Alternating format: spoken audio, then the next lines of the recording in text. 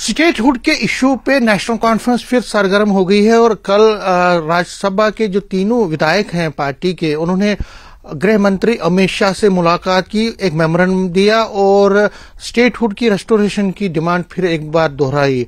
हालांकि जो बाहर के जेलों में जो लोग हैं उनकी जम्मू कश्मीर के जेलों में शिफ्ट करने की भी उन्होंने मांग की है, लेकिन स्टेटहुड का भी एक मुद्दा बहुत बड़े पैमाने पर उन्होंने उठाया है। स्टेटहुड के इशू पे बीजेपी क्या सोच रही है और जो ये अभी डेवलपमेंट हुई है, मेमोरेंडम जो गृह मंत्री को दिया गया, उस पर मेरे साथ बात करने के हैं leader of opposition Jammu and Kashmir assembly Sunil Sharma.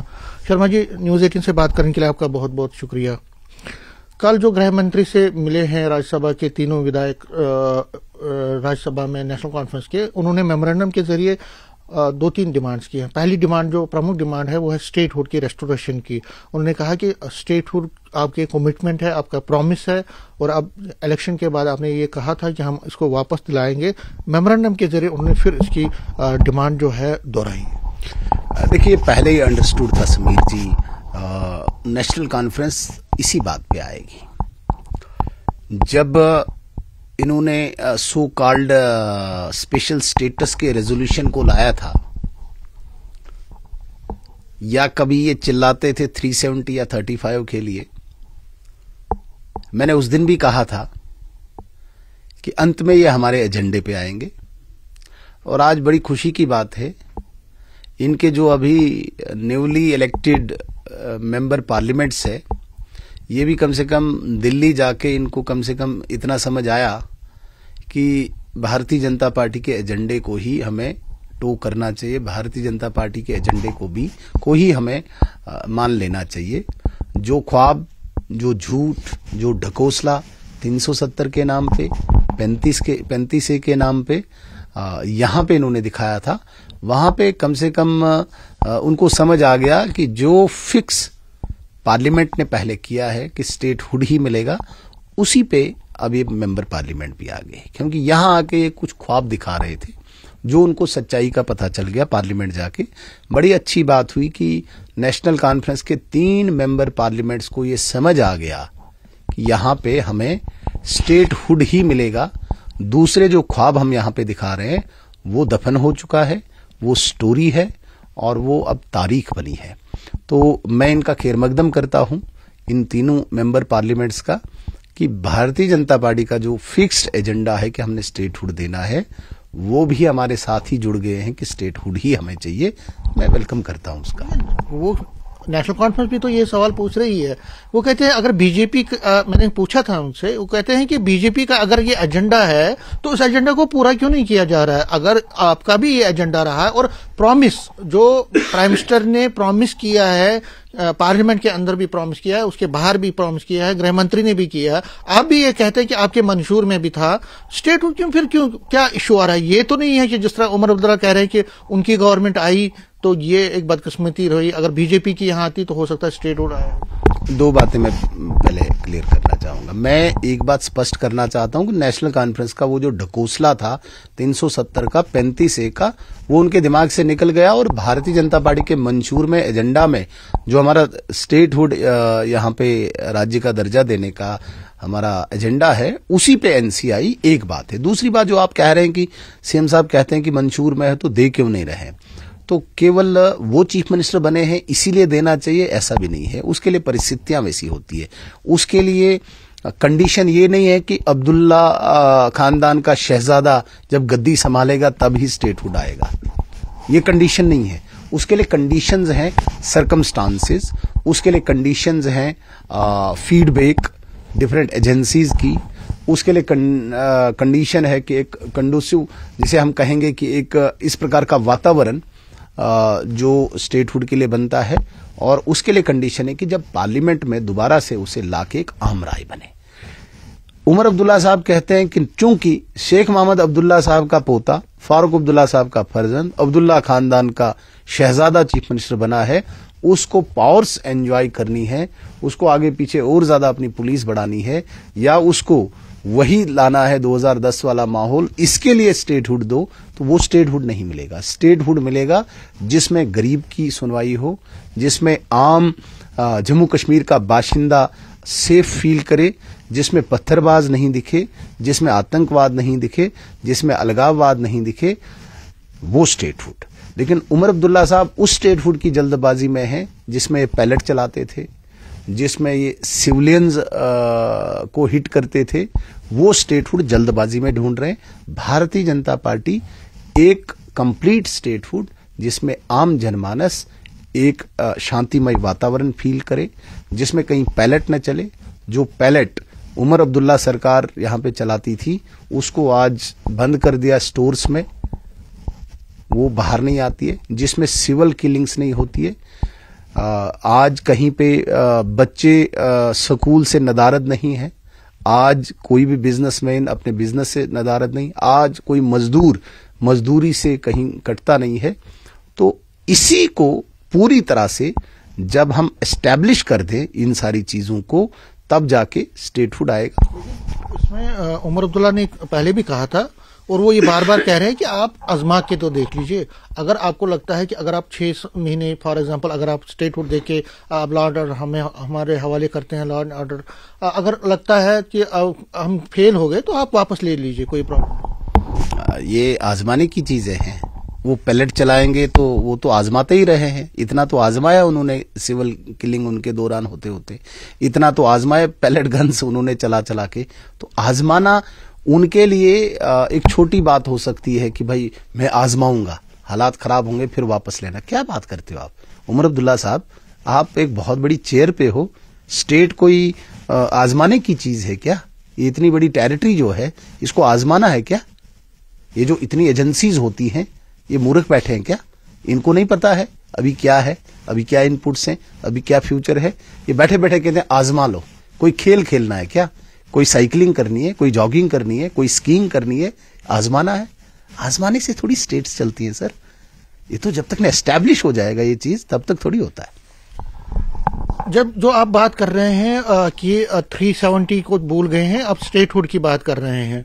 PDP भी यही कह रही है। पीडीपी के वहीद पराकाश ट्वीट आया है, उन्होंने भी यही कहा है। उन्होंने कटाक्ष किया है नेशनल कॉन्फ्रेंस पे। उन्होंने कहा कि 370 को तो ये भूल गए, अब डॉक्यूमेंट्स में अब सिर्फ ये डिमांड कर रहे हैं, स्टेटहुड की डिमांड कर रहे हैं। तो कहीं ना कहीं पीडीपी और आपकी लाइन लग रहा है कि थोड़ी बहुत सेम है। हमें कोई पीडीपी अगर एनसी की जगह होती वो भी यही करती, क्योंकि दोनों परिवारों ने धोखा देना है कश्मीर को। वहीद परा साहब तो परिवार से बाहर के ना, उनको क्या पता है मुफ्ती परिवार के अंदर क्या बनता है। वहीद परा साहब एक एमएलए हैं उनकी पार्टी के, वो ट्वीट करना जानते हैं। अगर एनसी की जगह पीडीपी होती यही पीडीपी भी करती, क्योंकि दोनों परिवारों ने धोखा करना है कश्मीर के साथ, वहां के नौजवान के साथ, वहां के आम शहरी के साथ धोखेबाजी करनी है। और उस धोखेबाजी में रख के मरकज के खिलाफ, केंद्र के खिलाफ एक माहौल तैयार करके अपनी राजनीतिक रोटियां सेकनी है। इसलिए आप ये नहीं मानो कि सिर्फ एनसी ने ये किया, पीडीपी इनकी जगह होती वो भी वही करती। और दोनों का मकसद है कि हम जम्मू कश्मीर के लोगों को 370 का चेहरा दिखाएं और दिल्ली जाके जब हम होम मिनिस्टर से मिले, सर हमें स्टेटहुड दीजिए, बस इतना ही ये मांगेंगे। इतनी हिम्मत नहीं है इनकी कि वहां पे 370 की बात करेंगे, इतनी इनमें जरूरत नहीं है और न करनी चाहिए। एक तारीख है, दफन हो चुका है। यही तो हम कह रहे हैं इनको कि जो आप वहां चेहरा रखते हो वही चेहरा यहां रखो। वहां पे कमरे में आप हाथ जोड़ के सर स्टेटहुड चाहिए, यहां पे कौन सा इंजेक्शन आपको लग जाता है? या कश्मीर की हवा आपको लग जाती है क्या? वहां पे अभी भी वो अलगाववाद या आतंकवाद की वेव्स कोई आपके दिमाग को हिट करती हैं क्या? यहां पे आप अजीब बातें करते हो। दिल्ली जाके आप ऑफिस में हाथ जोड़ के, हाथ में हाथ रख के, जनाब ये स्टेटहुड दो, यही बात इधर आके करो, हम आपका इस्तकबाल करेंगे। यहां पे आप बेवकूफ बनाते हो, यहां पे आप मूर्ख बना रहे हो। वही पीडीपी कर रही है, वही एनसी कर रही है, 30 सालों से कर रही है, 36 सालों से कर रही है। ये सच्चाई सामने आ नहीं रही है, लोग समझ नहीं रहे। मैंने कई बार बोला, दिल्ली के दरवाजे पे जूं ही आप जाते हो वहां पे आपका चेहरा ही अजीब हो जाता है। छोटा डेवलपमेंटल वर्क चाहिए सर, यहां पे आप बड़ी बड़ी तारीखें करते हो, वही बड़ी बड़ी वो पॉलिटिकल वो स्टंट्स खेलते हो। एग्जैक्ट वही बात यहां करो जब आप बंद कमरे में बैठ के करते हो। ये मैं कह रहा हूं। इसी बीच देखिए, मैं ये क्यों पूछ रहा हूं बार बार, और आम जो लोग भी ये कह रहे हैं कि देखिए जो डुअल पावर सिस्टम है, ये सीएम भी कह रहे हैं कि जो 2 सेंटर चल रहे हैं पावर्स के यहाँ पे, उससे क्या हो रहा है, ना तो वो अपना जो पॉलिटिकल एजेंडा है या पोल एजेंडा जो उन्होंने किया वो पूरा कर पा रहे हैं और आम लोगों को भी सफर करना पड़ रहा है, ऐसी धारणा है। इसी बीच जो नया आंकड़ा भी आया है, अनएम्प्लॉयमेंट रेट जो है जम्मू कश्मीर का 6.1 है इस वक्त, जो कि एवरेज जो 5.0 जो नेशनल एवरेज है उससे ज्यादा है। तो अनएम्प्लॉयमेंट में जम्मू कश्मीर इस वक्त बहुत आगे हो गया है। तो कहीं ना कहीं लोग ये भी कह रहे हैं कि जो ये रसाकशी या हम कहें डुअल पावर सिस्टम चल रहा है, उससे जो बेसिक लोगों के मुद्दे हैं, चाहे वो डेलीवेजर्स का मुद्दा है, चाहे वो आम लोगों की पानी, बिजली, सड़क या बाकी, वो मुद्दे दफन हो जाए। देखिए, जो आप अनएम्प्लॉयमेंट रेट बता रहे हैं, नो डाउट अनएम्प्लॉयमेंट है यहाँ पे, लेकिन सीएम साहब को याद क्यों नहीं आ रहा है कि स्पीचेस, मैं अभी निकाल के बताता हूँ यूट्यूब से, कुछ दिनों में ही 1,00,000 नौकरियां देंगे, बताया था ना। आप भी नहीं कहेंगे, क्योंकि आपके मुंह से ऐसे शब्द मैं एक्सपेक्ट नहीं करूंगा कि आप बोलेंगे है ये वीडियो, नहीं है, है ना। तो कहाँ वो 1,00,000 नौकरियां, अब तो 1.25 साल हो गया, तो अनएम्प्लॉयमेंट रेट तो बढ़ेगा ही। ठीक है, लेफ्टिनेंट गवर्नर के रूल में हम नहीं मानते हैं एम्प्लॉयमेंट मिलेगा, जबकि आप वो 5 साल 2020 से 2024 तक का, 19 से 24 तक का टाइम निकालो, हाईएस्ट एवर जो एम्प्लॉयमेंट हुई है यहाँ पे गवर्नमेंट डिपार्टमेंट्स में, न पीछे कभी हुआ है, आगे तो मैंने बोल नहीं सकता, लेकिन हाईएस्ट एवर इस टेन्योर में हुआ है। ये तो गवर्नमेंट नौकरियों की बात कर रहा हूं। अगर सीएम साहब इतने बहुत वो तेज तरार, बड़े काबिल और बड़े इंटेलिजेंट हैं, लाओ ना कोई एविडेंस लाओ, बताओ जो 1,00,000 नौकरियां आपने देनी थी, कैसे देनी थी, छोड़ो मत दो, ये तो बताओ कैसे देनी थी, हम ही उस पर कोई प्रयास करें। आपने तो देनी नहीं है, लेकिन उस वक्त जुनून था सर पे, दिमाग में। अब जब पता ही नहीं था कि कैसे देनी है, अब बहाना ढूंढना है, तो बहाना ड्यूअल पावर सिस्टम का है। ड्यूअल पावर सिस्टम वो कहां पे आड़े आ रही है आपको, ड्यूअल पावर सिस्टम 1,00,000 नौकरियां देने में, वो भी बताओ जरा, लोगों को वाजा कर दो ना। आप एक एम्बिग्यूटी में लोगों को रख रहे हो, एक कंफ्यूजन में रख रहे हो, क्लियर कर दो भाई ये 1,00,000 नौकरियां मैंने लाई थी, आपने विप्रो से का यहां पे एस्टेब्लिशमेंट करनी थी, बड़ी इंडस्ट्री कोई करनी थी, वो सेंटर आपको अप्रूवल नहीं दे रहा है, तब बोलो आप 1,00,000 नौकरियां रोकी हुई है सरकार ने। आप बोलो कि भाई डेली वेजर्स का बजट यहां पे इतना है, सेंटर ने बोला नहीं आप इनको अप्रूव नहीं करो, तब जाके हम बोले ड्यूअल पावर सिस्टम। ये क्या तरीका है भाई? ये वो लोग बातें करते हैं जो आम सड़क पे चलते हैं। आप चीफ मिनिस्टर हो, आप ब्लैक एंड व्हाइट में बातें लाओ ना, आप कागज बताओ कि भाई ये कोई इंडस्ट्री मैंने यहां पे प्रपोज की। वो तो कहते हैं कि एलजी फाइलों पे बैठे हुए हैं, रिजर्वेशन का उन्होंने कुछ किया था, अप्रूव हो गया था कैबिनेट में, उसमें अभी तक हरी झंडी नहीं मिली है, मतलब अप्रूवल नहीं मिला है एलजी का। इस तरह से वो बोलते हैं बहुत सारी चीजें हैं जो फाइलें हैं जो कैबिनेट पे भेजता है, उस पर एलजी साहब बैठ जाते हैं। बड़ी खुशी है कि समीर भट्ट साहब भी इस बात से सेटिस्फाइड हैं कि 1,00,000 नौकरियां कहीं उन्होंने लाई हैं जिस पर एलजी साहब ने रोक लगाई है, क्योंकि आप उन्हीं की तर्जमानी कर रहे हैं कि फाइल रोकी। तर्जमानी मैं उनकी बात कर रहा हूं, जो वो कह रहे हैं, वो कह रहे हैं कि एलजी साहब बैठे हैं फाइलों पे, इसलिए नहीं हो। मींस उन्होंने 1,00,000 नौकरियों की फाइल कोई रखी है एलजी साहब के इधर, वही बोल रहे हैं ना आप, या डेली वेजर्स को रेगुलर करने की फाइल रखी हुई एलजी साहब के पास जो रोकी हुई है, ऐसा ही है ना। मैं ये कह रहा हूं कि वो ब्लैक एंड व्हाइट में लाए कि ये फाइल मैंने लाई है जो रोक दी गई है 1,00,000 नौकरियों के लिए, ये डेली वेजर्स को रेगुलर करने की फाइल ये देखिए मैंने लाई है, रोकी हुई है। फाइल रोकी, कौन सी फाइल रोकी है? सवाल चन्ना जवाब गुंदम, समझ ही नहीं आ रहा है। हम बात कर रहे हैं नौकरियों को, वो कह रहे हैं ड्यूअल पावर, हम बात कर रहे हैं नौकरियों की, वो कह रहे हैं फाइल रोकी है। कौन सी फाइल रोकी है? क्या 1,00,000 नौकरियां लाई उन्होंने? अनएम्प्लॉयमेंट की बात हो रही है ना, लाई हुई है। जो फाइल रुकी है, कहां रुकी है? झूठ, फरेब, ढोंग, जो अब्दुल्ला खानदान की डीएनए में झूठ। 1,00,000 नौकरियां, 10,000 नौकरियां बताओ आपने कहां पे रखी हुई है? झूठ बोल रहे हो आप लोगों के साथ, जम्मू कश्मीर के लोगों के साथ आप धोखा कर रहे हो। बाकी सब चीजों के लिए आपकी फाइलें निकल जाती है, आप सैकड़ों ट्रांसफरें कर रहे हैं, उसके लिए फाइलें निकल रही हैं आपकी। आप रोज जो एलजी महोदय के टाइम पे वो काम किए हुए हैं, उनकी वो इनॉग्रेशन धड़ाधड़ कर रहे हैं, उसके लिए फाइलें निकल रही है।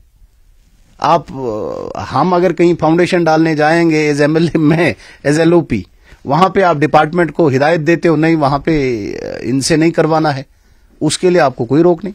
अगर इतने पावरफुल होते हम, मैं एक रोड का फाउंडेशन डालने गया और सीएम हाउस और डिप्टी सीएम हाउस से फोन आता है कि जेई भी नहीं जाएगा, होने ही नहीं देना है फाउंडेशन। ये कर रहे हो आप, इसके लिए पूरी पावर है। मैं बड़े दावे के साथ कहता हूं, नहीं करने दिया, एक जेई तक भी नहीं। मैं एमएलए भी हूं उस एरिया का, मेरा ये इख्तियार नहीं कि मैं अपनी कॉन्स्टिट्यूएंसी में जाके रोड देखूं, और आप कह रहे हो एलजी नहीं करने दे रहा। आप तो एक जेई को हिलने नहीं दे रहे हो, सारी पावर्स आपके पास है, आप हमें अपने रोड्स पे जाने नहीं दे रहे हो। मतलब आपको नहीं लगता सुनील जी, इस तरह के जो वातावरण बना है उससे आम लोगों को नुकसान ही होगा? है ना, नुकसान है ना। और due to this man only, जो झूठ कर रहा है, ढोंग कर रहा है, लोगों को धोखा दे रहा है सिर्फ अपने फायदे के लिए। मुझे फटाफट स्टेटहुड दो, बस मैं डंडा नचाऊंगा, मैंने काम नहीं करना है, इसी की वजह से हो रहा है। ये एक लेगेसी, इसे जो एक जिसे कहेंगे ना, एक डायनास्टिक, एक दिमाग में एक मानसिकता है, उसी को ये लेना चाहते हैं। शेख मोहम्मद अब्दुल्ला साहब ऐसे चलाते थे जम्मू कश्मीर को, फारूक अब्दुल्ला साहब ऐसे चलाते थे, मैं भी ऐसे चलाऊंगा। उसके लिए मुझे कुछ भी करना पड़े, रोड्स की फाउंडेशन रोकनी पड़े, मुझे छोटी छोटी ट्रांसफरों में ये उलझे हुए हैं। मुझे कहते हैं डिपार्टमेंट की, भाई सीएम खुद फाउंडेशन डालने आएगा पार्टर कॉन्स्टिट्यूएंसी में एक छोटे रोड का। जो व्यक्ति कभी डिस्ट्रिक्ट हेडक्वार्टर पे आउटरीच के लिए नहीं जाता, वो एक इंटीरियर रोड की इनॉग्रेशन के लिए जाएगा। काम रोकना है तो आम लोग किससे सफर हो रहे हैं? सीएम से हो रहे हैं और किससे हो रहे हैं? इसकी नलायकी से हो रहे हैं किसी और से, इसकी नॉन परफॉर्मेंस से हो रहे हैं किसी और से, इसके ईगो से हो रहे हैं किसी और से हो रहे हैं। सुनील जी, जो कल मेमोरेंडम इन्होंने दिया है एनसी वालों ने, उसमें एक और पॉइंट उन्होंने दिया है कि जो बाहर में जो प्रिजनर्स, जो बाहर की जेलों में जम्मू कश्मीर के प्रिजनर्स हैं, उनको वापस लानी ह्यूमन इशू है। यहाँ पे उनके घर वाले बहुत सफर करते हैं, वो जा नहीं पाते। अच्छी बात है समीर साहब, मुझे बहुत ही इंपॉर्टेंट प्रश्न पूछा आज आपने, और इस बात को बड़ी गंभीरता के साथ कहता हूं मैं। लाओ उन प्रिजनर्स को, लेकिन उनके बदले इनको अब्दुल्ला खानदान के शहजादे को और मुफ्ती खानदान की शहजादी को भेजो।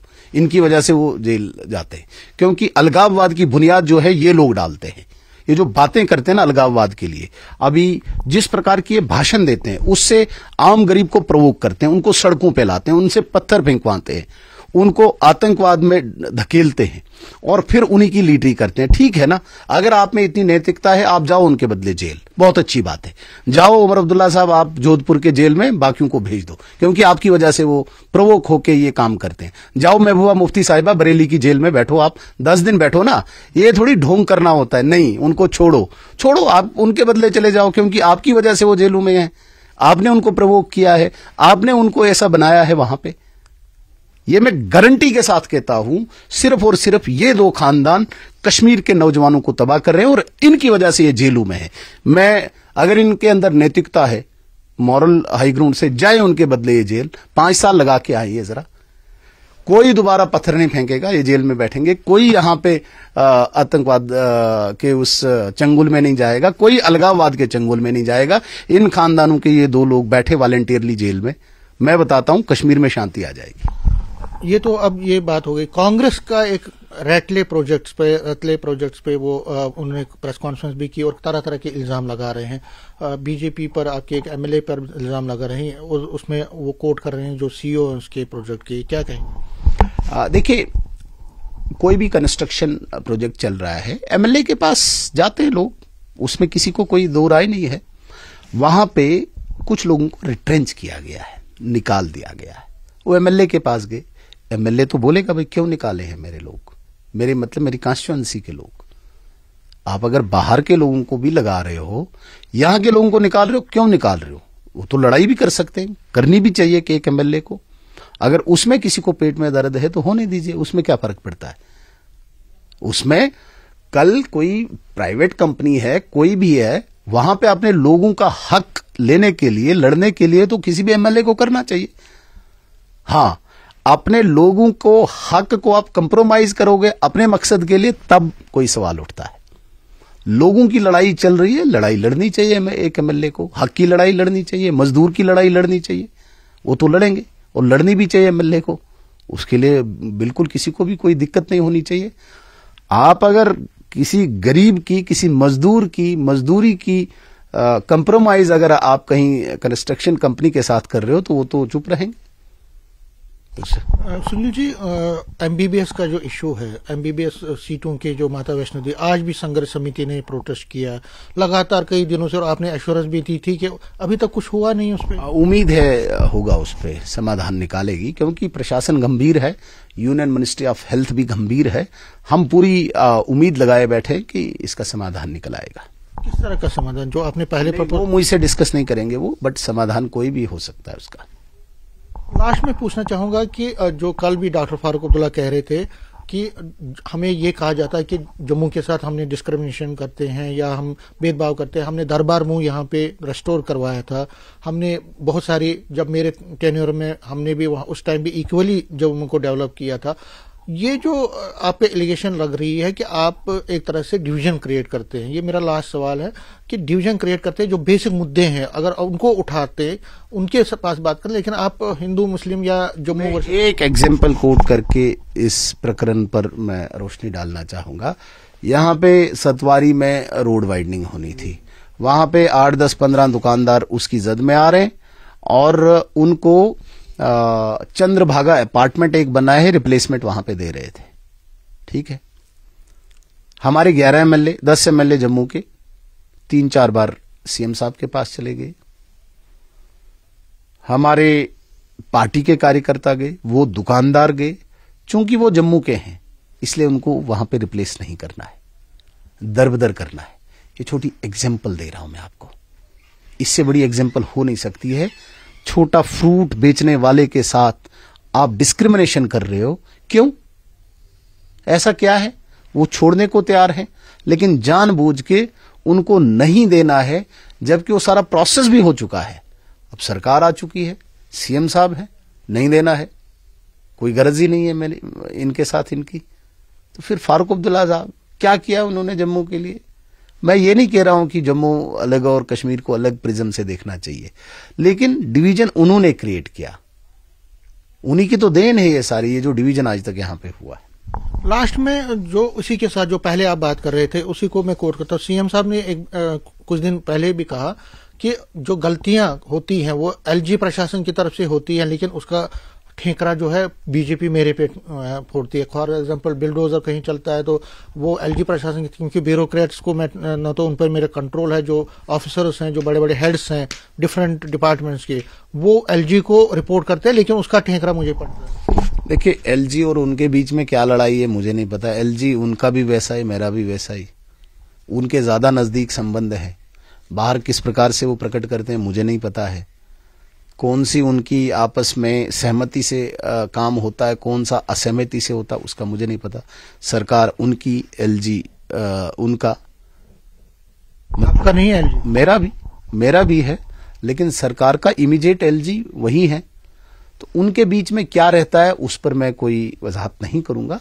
मैं उमर अब्दुल्ला साहब की कहीं पे भी मेरी कोई पर्सनल उनसे कोई रिफ्ट नहीं है, मुझे कोई पर्सनल लड़ाई नहीं है, लेकिन पॉलिसीज की, विचारों की लड़ाई है। जिन विचारों से वो आए हुए हैं, जो झूठ और जो ठगी से वहां पे इस वक्त जम्मू कश्मीर के लोगों के साथ वो खिलवाड़ कर रहे हैं, उससे मेरी उनके साथ क्लेश है इन चीजों से। बाकी पर्सनल मेरा क्या है, एलजी के साथ वो लड़ते हैं नहीं लड़ते हैं वो उनकी जिम्मेदारी है। कहीं पे उनको रोका है, कहीं पे टोका है, वो बताएं लोगों को, लोग खुद समझ जाएंगे। मैं थोड़ी एलजी साहब की तरफ से सफाई दूंगा, वो देना, वो अपनी सफाई दें, लोग मानने चाहिए। वरना 1 साल के अंदर अंदर चीफ मिनिस्टर अपनी सीट हार जाए, दैट मीन्स कि लोगों ने इसे मान लिया तू झूठा है, तू झूठ कर रहा है। न्यूज़ 18 बात करने के लिए शुक्रिया। कैमरामैन साहिबा के साथ में समीर भट्ट, न्यूज़ 18 जम्मू।